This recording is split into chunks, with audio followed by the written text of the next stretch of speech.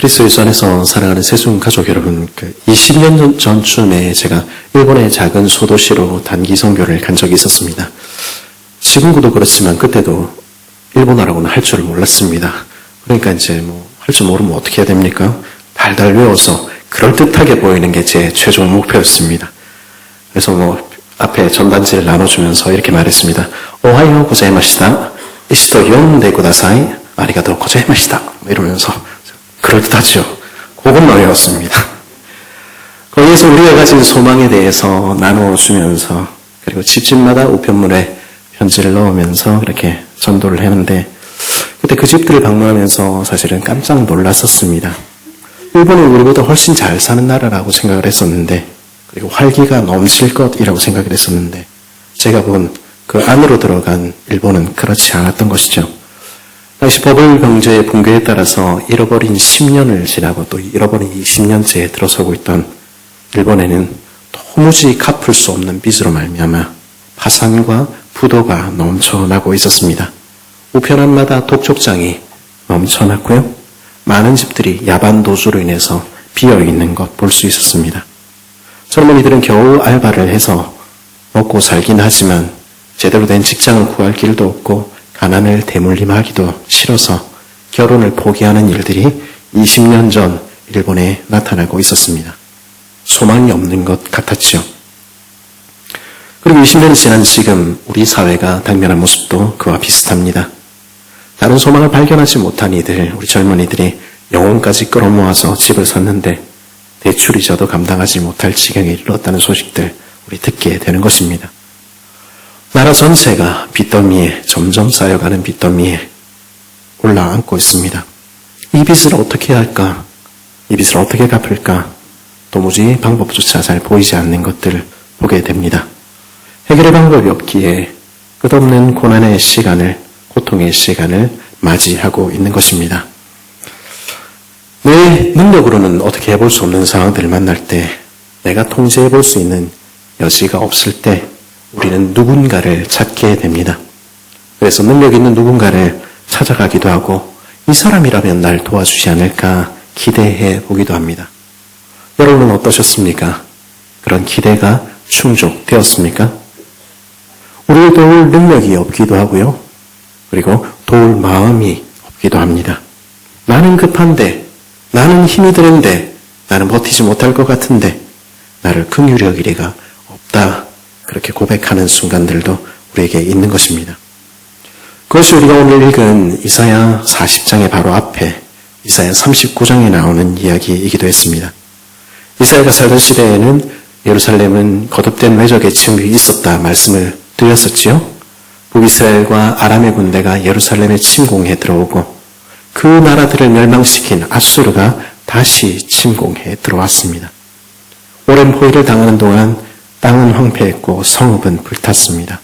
수십 년의 세월이 그렇게 지나간 것입니다. 절망적인 상황이죠. 이 문제를 어떻게 해결할까? 그래서 유다는 어떻게 했습니까? 강대국 애굽이라면, 세계에서 제일 돈이 많다는 애굽이라면 우리를 도울 수 있을 거야. 그렇게 찾아가기도 했습니다. 비슷한 처지에 있는 바벨론이라면 우리와 동맹을 맺어서 이 아수르 군대를 물리칠 수도 있을 거야. 나라들의 기대를 걸기도 했습니다. 근데 이사야 39장은 어떤 말로 끝이 납니까? 아수르의 침공 앞에 섰던 히스기야가 자기의 모든 보물을 바벨론에 보여주는데 바벨론 왕은 그를 불쌍히 여기는 것은 고사하고 유대를 한 세대 뒤에 침공해서 그 모든 보물들과 함께 그 모든 사람들을 끌고 갈 것이라고, 유대는 패망할 것이라고, 그런 절망적인 예언으로 끝이 나는 것이죠. 그런 빚 같은 것, 그런 감당할 수 없는 상황 가운데 눌려 있는데 이스라엘을, 그 백성들을 도울 능력이 있는 이도 없고 그들을 긍휼히 여기는 이도 없었다. 그것이 이사야 39장의 결론, 아니 이스라엘 역사 전체의 결론, 그리고 인생의 결론인지 모르겠습니다.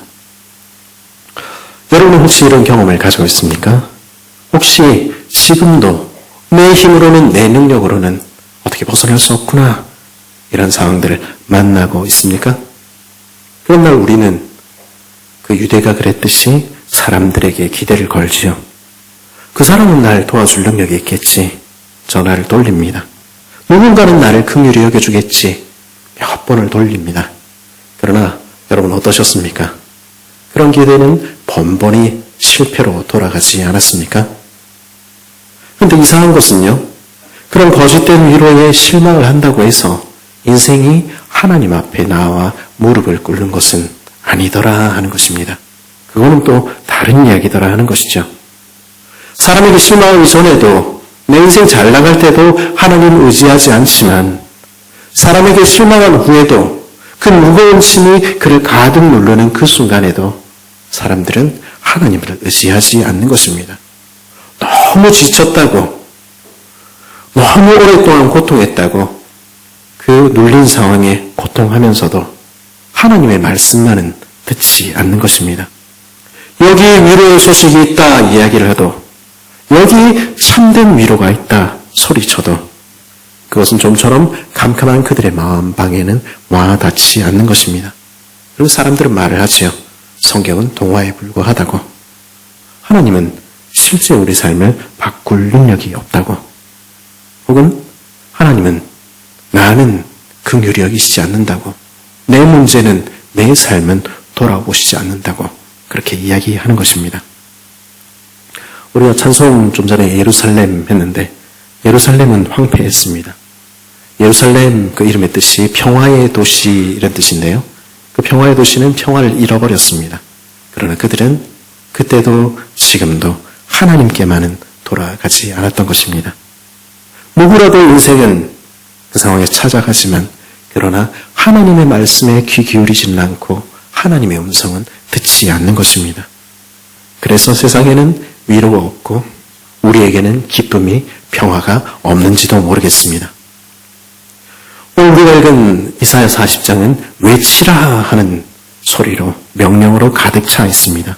2절에서 외치라 이야기하시던 하나님께서는 3절에서 외치는 자의 소리여 이르라, 6절에서는 말하는 자의 소리여 이르되 외치라, 9절에서는 아름다운 소식을 예루살렘에 전하는 자여 너는 힘써 소리를 높이라, 외치라, 외치라, 외치라, 외치라 이야기하는 것입니다.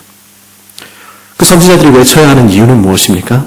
힘써 소리를 높여야 하는 이유는 무엇입니까? 2절 상반절은 뭐라고 얘기하지요?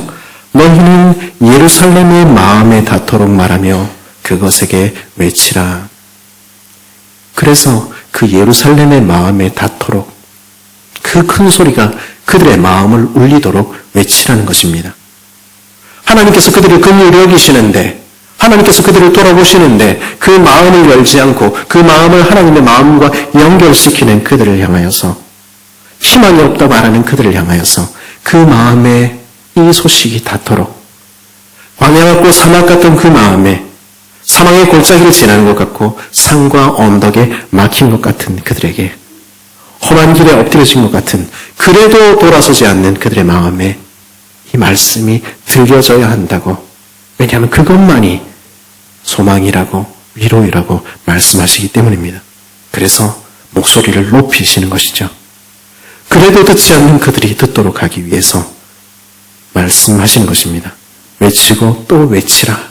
그들의 마음에 닿도록 외치라. 말씀하시는 것입니다. 그래도 듣지 않으니까 어떻게 하십니까? 말씀이 육신이 되어 우리 가운데 거하심에, 말씀이신 주님께서 직접 오셔서 우리 귓가에, 우리 마음에 외치시는 것입니다. 여러분은 지금 어떤 상황이 있습니까? 여러분은 어떤 처지에 놓여 있습니까? 내 인생에 아무 소망도 없다고 말하고 있습니까?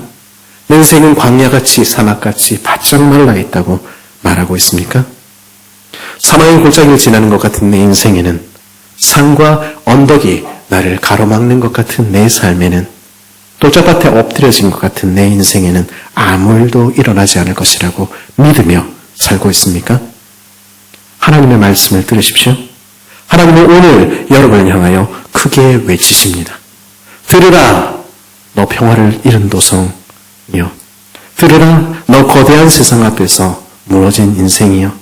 인생을 의지하며 하나님은 능력이 없다 말하며 나를 불쌍히 여기지 않는다 말하는 이들이여. 들으라, 그 마음을 열라 말씀하시는 것입니다. 무엇을 드려야 합니까? 그러면 우리는 어디에 귀를 기울여야 합니까? 우리 이사야 40장 6절 7절 말씀 같이 한번 읽어볼까요?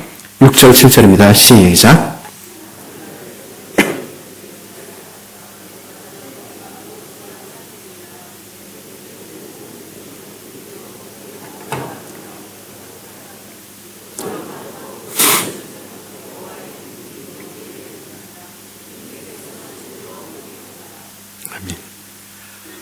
유다는요, 능력 보이는 인생을 의지했습니다.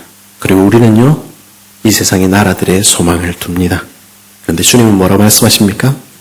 우리가 의지하는 육체는, 이 땅의 모든 권세들은 풀에 불과하다는 것입니다. 이 땅의 모든 아름다운 영화는 우리 눈에 커 보이는 이 현실이라는 것은 실은 아침에 피었다가 저녁이면 시들고 마는 풀꽃과 같다는 것입니다. 천지의 주제이신 하나님께서 한번 후 하고 부시면 말라 시들어버리는 그런 존재들에 불과하다는 것입니다. 그러니 그 인생들을 의지하는 것은 헛된 일이지요. 우리 역시 그런 풀과 같습니다. 우리는 아무것도 아닌 의지할 데 없는 인생들이죠. 그런 인생들이 누구를 의지해야 하겠습니까? 어디에 귀를 기울여야 하겠습니까? 40장 8절은 뭐라고 이야기합니까? 풀은 마르고 꽃은 시드나 우리 하나님의 말씀은 영원히 서리라. 그러나 하나님의 말씀은 영원히 서 있는 것입니다. 풀과 같은 인생이 말라버려도 꽃과 같은 나라의 영광들이 사라져 시들어 쇠해도 하나님의 말씀은 영원히 서 있습니다.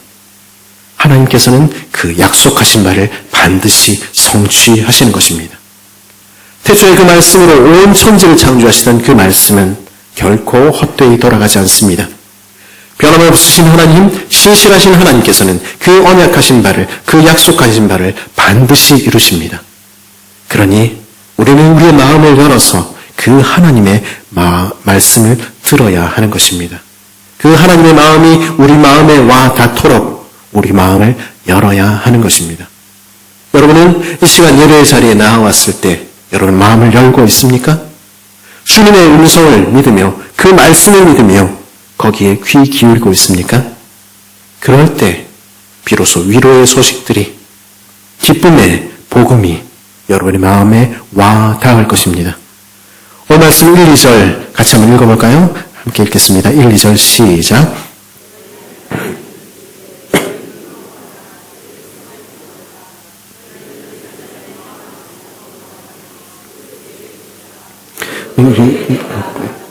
그 죄악이 사함을 받았느니라. 그의 모든 죄로 말미암아 여호와의 손에서 벌을 배나 받았느니라 할지니라. 아멘. 여러분이 하나님의 말씀에 귀 기울일 때 여러분은 여러분을 위로하시는 진정한 위로의 소식을 듣게 될 것입니다. 그것은 무엇입니까? 여러분의 괴로움의 날들은, 여러분의 고난의 날들은, 여러분을 누르고 있는 그 죄들은 아무리 무겁다 하더라도 그러나 반드시 끝이 난다는 것입니다. 전쟁이 그치고 고난의 날이 끝나는 날이 반드시 올 것이라는 것입니다. 넓은 표현에서 주목할 것이 하나 있습니다. 사실 이사야는 바벨론 포로가 오기도 전에 이 말씀을 전하고 있죠.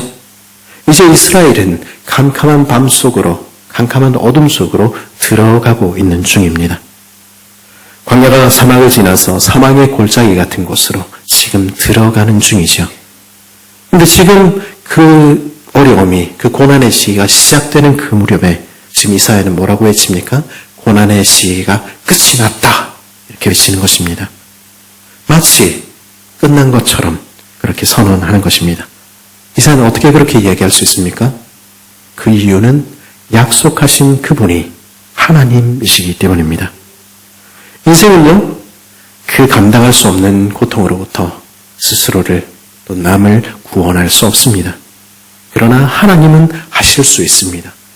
그러니 하나님이 작정하시면 그는 이미 끝이 난 것입니다. 강하신 주 전능하신 하나님께서는 인생의 손이 끝난 그곳에서 역사하시는 하나님이십니다. 10절을 보십시오. 보라, 주 여호와께서 장차 강한 자로 임하실 것이요 친히 그의 팔로 다스리실 것이라. 보라 상급이 그에게 있고 보응이 그의 앞에 있으며 그 강한 팔로 건지시리라는 것입니다. 그분은 능력의 하나님이시라는 것입니다. 그분이 일어나시면 모든 것은 해결되는 것입니다. 그런데요, 그 하나님은 동시에 신실하신 하나님이십니다. 그 말씀은요, 세월이 가고 꽃이 시들어도 인간의 역사가 바뀌고 사람들의 마음이 변하여도 그러나 하나님만은 변하시지 않는 것입니다. 약속하신 하나님께서는 반드시 이루실 것입니다. 그 사실이 너무 명확하기에 이제 과거 시제를 사용해서 마치 구원의 미래의 그날의 선거처럼 선지자는 외치는 것입니다. 이 고통의 때가, 노역의 때가 끝났다.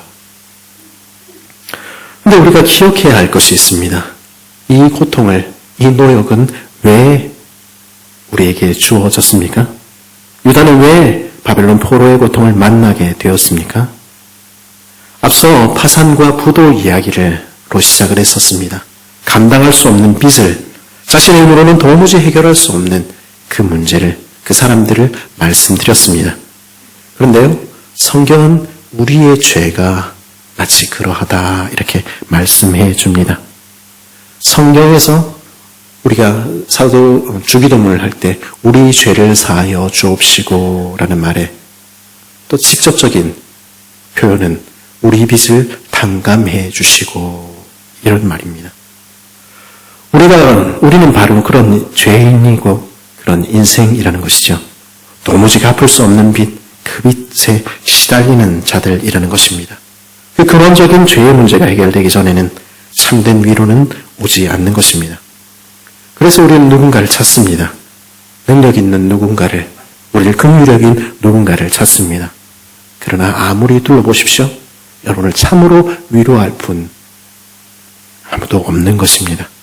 그래서 무거운 짐진 우리는 목자 없는 양같이 유리하고 있는 것입니다. 근데 오늘 말씀 11절은 뭐라고 이야기합니까?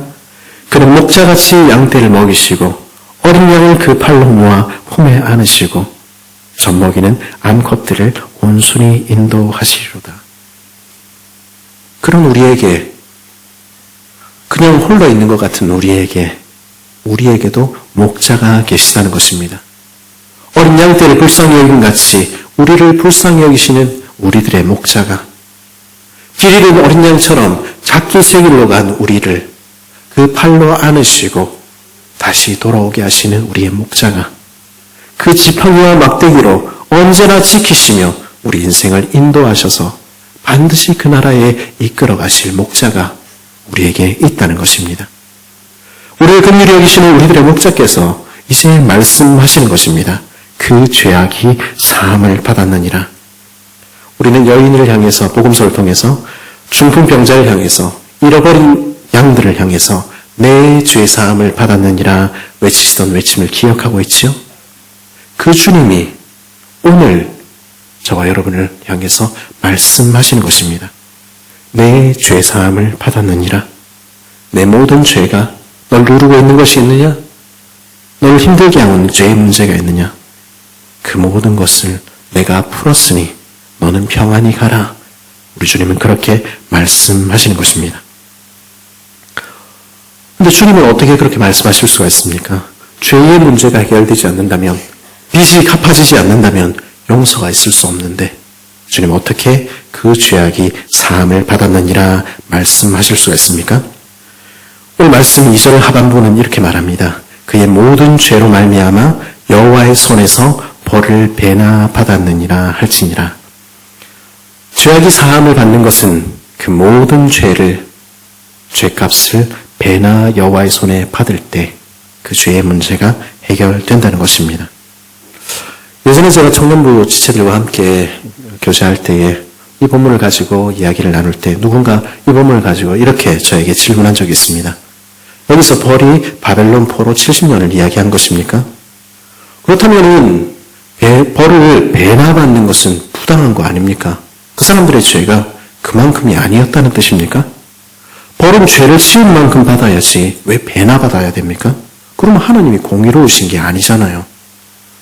여러분 그런 생각 한 번도 안 해봤죠? 저도 안 해봤는데 그 친구가 그렇게 묻더라고요. 누가 사법시험 공부하는 사람 아니랄까봐 그렇게 물었습니다. 그러면 정말로 이스라엘이 그 죄의 벌을 2배나 받은 것입니까? 정말로 우리가 우리 죄의 대가를 2배나 치러서 우리의 죄가 용서된 것입니까? 유다는 그 죄에 상응하는 벌을 받지 않았습니다. 70년 포로조차도 아니 그들이 완전히 손을 댄다 할지라도 그 죄는 사함받을 수가 없었습니다.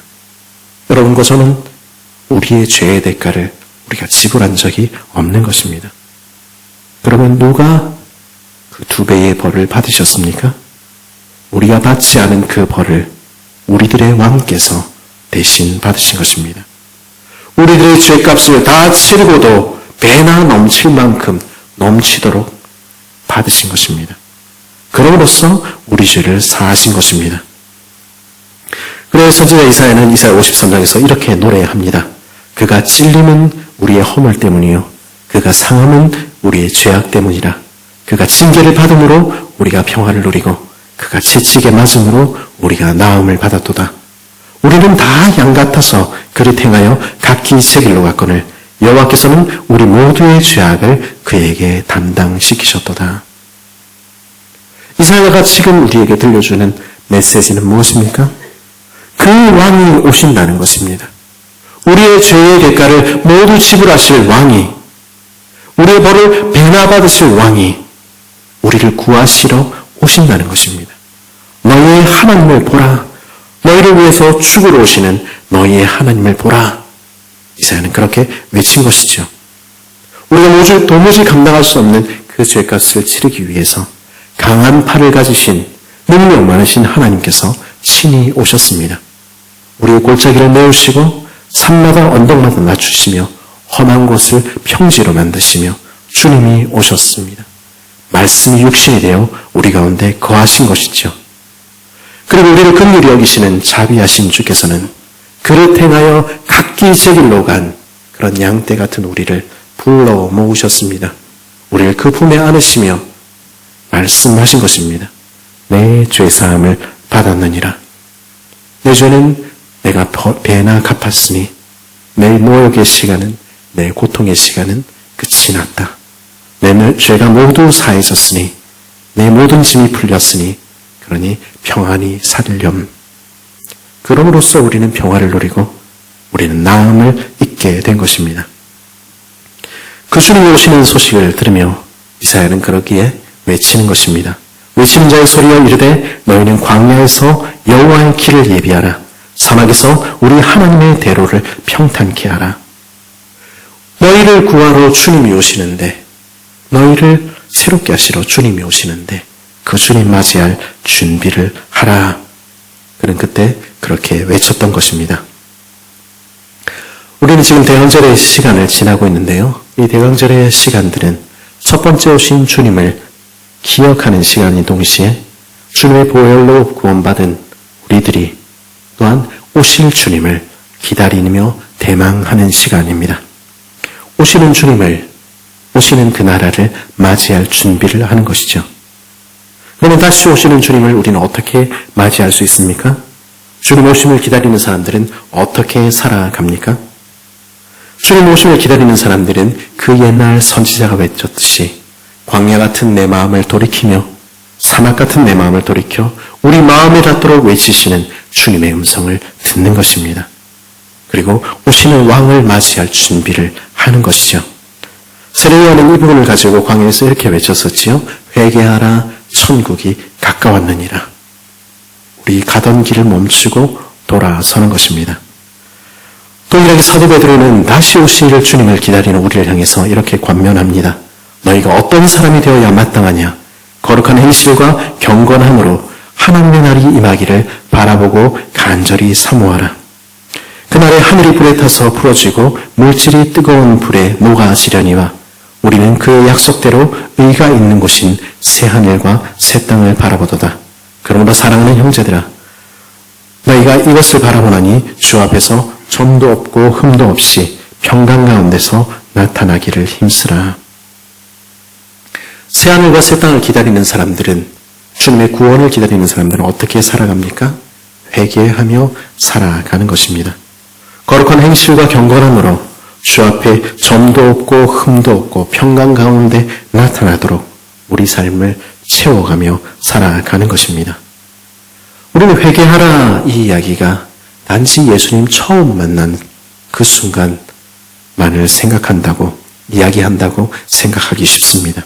그 순간에 눈물 흘리고 콧물 흘리고 다 했으니까 나는 이제 다 해결되었다 그렇게 생각합니다. 구원이 만일 천국행 티켓을 얻는 것이라면 우리는 다시 회개할 필요가 없을지 모르겠습니다. 하지만 천국이 그런 것입니까? 구원이 주께 주시는 위로가 그런 것입니까? 천국에 간다는 것은 하나님의 백성이 되고 하나님 나라에 합당한 시민이 된다 하는 말입니다. 오늘 사도는 천국을 어떤 곳이라고 묘사합니까? 오늘 베드로후서 3장 13절은 뭐라고 얘기하고 있습니까? 우리는 그의 약속대로 의가 있는 곳인 새하늘과 새 땅을 바라보도다. 우리가 장차 살게 될 새하늘과 새 땅을 어떤 곳이라 이야기합니까? 의가 있는 곳. 문자 그대로 하면요. 의가 보금자리를 트는 곳이라는 뜻입니다. 거룩함이 보금자리를 틀고 의가 거룩한 보금자리를 트는 곳. 그곳이 장차 우리가 살게 될 하나님의 나라라는 것입니다. 그 하나님의 나라가 임하기를 사모하는 사람들은 그 나라에 합당한 자 되기를 사모하는 것입니다. 그러기에 지금 내가 가고 있는 오늘의 삶을 바라보며 돌이켜 회개해야만 하는 것입니다. 회개는 한 번 돌아서는 것이 아니라 하나님께로 끊임없이 하나님을 향하여서 다시 그 삶의 방향타를 돌리고 또 돌리는 일입니다. 우리는 스스로 속이지 말아야 합니다. 지금 하나님의 명백한 뜻을 거스르고 있으면서도 나는 하나님의 백성이라고, 나는 구원받은 백성이라고 그렇게 이야기하고 있는 것은 그것은 자신을 위험한 데 빠뜨리는 일입니다.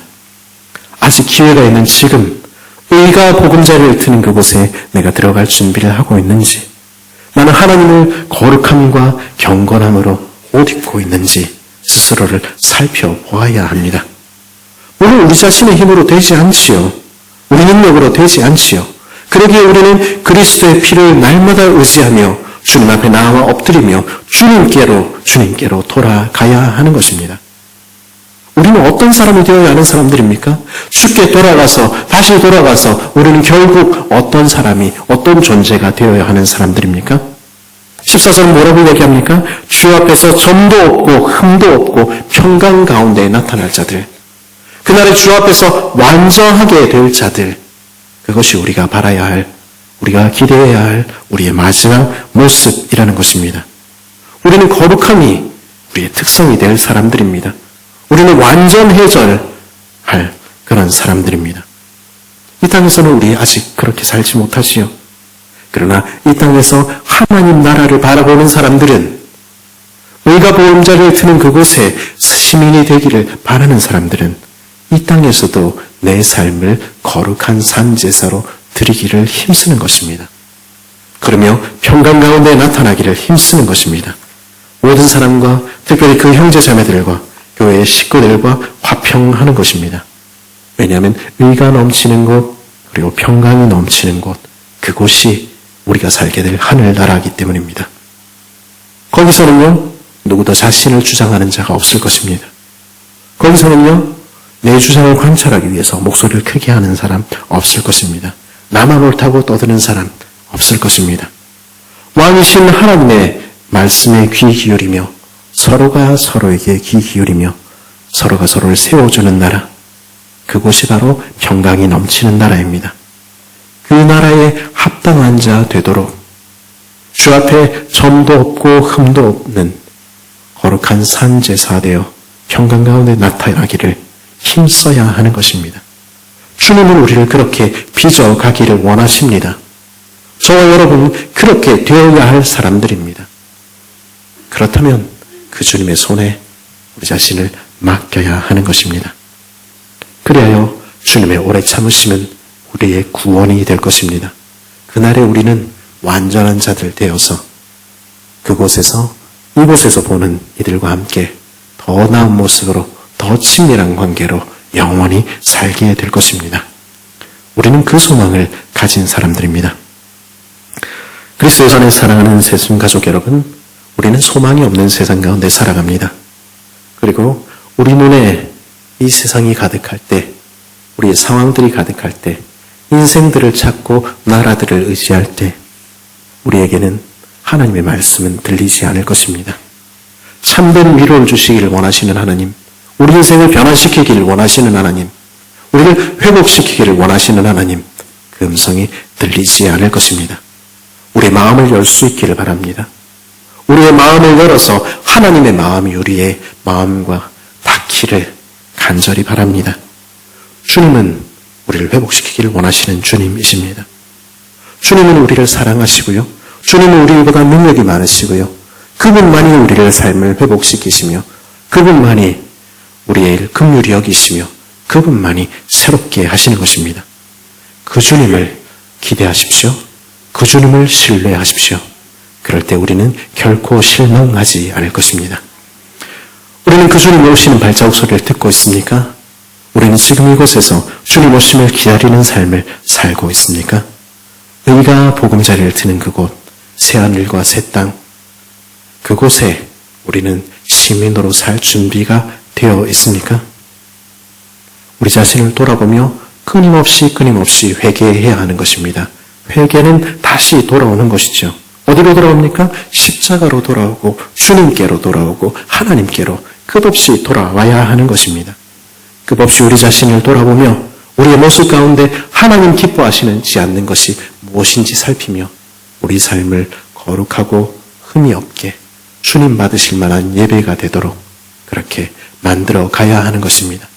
모든 사람과 화평하며 지금 이곳을, 내가 서 있는 이곳을, 우리가 살고 있는 가정을, 그리고 우리 교회를, 우리 주변을 하나님의 나라로 만들어 가야 하는 것입니다. 그렇게 오늘 하루를 살아가는 우리들, 참으로 주님을 대망하며 그 주님을 기다리며 우리 삶을 거룩함으로 채워가는, 회개하며 살아가는 복된 저와 여러분 되기를 간절히 바랍니다.